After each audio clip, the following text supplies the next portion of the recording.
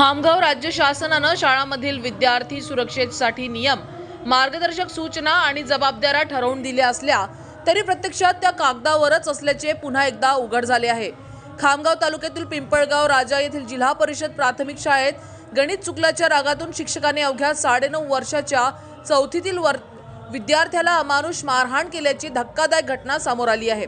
पवन इंगळे वय वर्ष 12 असे या चिमुकल्याचे नाव असून वर्ग शिक्षक रवींद्र चिम यांनी ही मारहाण केल्याचा आरोप आहे। ही मारहाण इतकी क्रूर होती की पवनला थेट खामगाव येथील सामान्य रुग्णालयात दाखल करावे लागले असून त्याच्यावर सध्या उपचार सुरू आहे। शाळा म्हणजे ज्ञानाचं मंदिर की मुलावर अत्याचार होण्याचं केंद्र, असा संतप्त सवाल या घटनेमुळे उपस्थित होत आहे।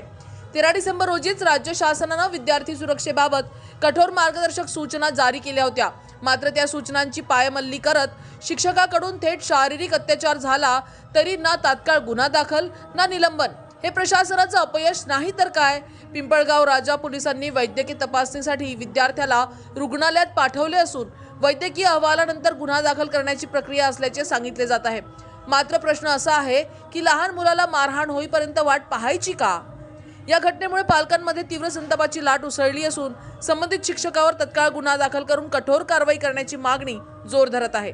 आता पोलीस आणि शिक्षण विभाग खरोखर कारवाई करतात की पुन्हा एकदा चौकशीच्या नावाखाली प्रकरण दाबले जाते, याकडे संपूर्ण जिल्ह्याचं लक्ष आहे। न्यूज एक्सप्रेस करिता मोहम्मद अकील, बुलढाणा। 77वा प्रजासत्ताक दिन, असंख्य बलिदानातून मिळालेलं स्वातंत्र्य, संविधानानं दिलेली समता, न्याय आणि बंधुता हीच आपल्या भारताची खरी ओळख आहे। तिरंग्याच्या सन्मानासाठी, लोकशाहीच्या मजबूतीसाठी आणि देशाच्या उज्ज्वल भविष्यासाठी आपण सर्वजण एकत्र उभे राहूयात। मातृभूमीच्या चरणी नतमस्तक होत सर्व देशवासियांना 26 जानेवारी प्रजासत्ताक दिनाच्या हार्दिक शुभेच्छा। शुभेच्छुक विजयसिंग गोलेकर, तालुका अध्यक्ष, राष्ट्रवादी काँग्रेस पार्टी, शरदचंद्रजी पवार, जामखेड, सदस्य, सल्लागार मंडळ, उत्तर विभाग, रयत शिक्षण संस्था।